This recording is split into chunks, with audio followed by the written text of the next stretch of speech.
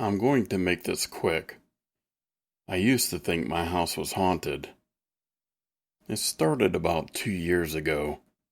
I'm not sure when I first noticed the knocking on my walls, or my stuff going missing and turning up in the strangest of places. It became such a common occurrence that it didn't rattle me anymore. Even had my friends come over to see that I wasn't crazy. My ghost buddy would even greet me when I got home from work with a tap tap tap in the wall by my door. That's how I knew something had changed. When I got home one evening, there was no greeting.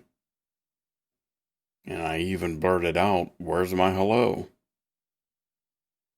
It had been 3 days since my invisible friend had made any sounds or moved my belongings. But there was the smell that started in the kitchen, but slowly made its way through the entire house. That smell, God, that horrible rotting smell got worse every day. And it had gotten to where I had to call a remodeling company to cut some holes in the walls to find that putrid smell's source.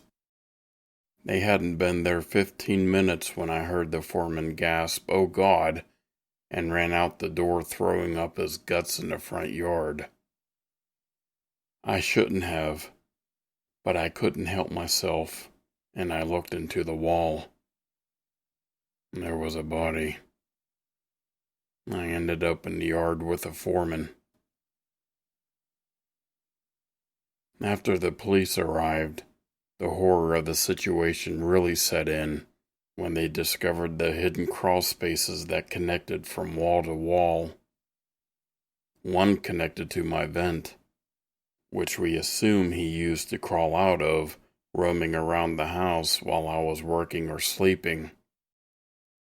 He turned out to be 47-year-old Michael Johnson, a former resident of the house who lost it to foreclosure, but he never left.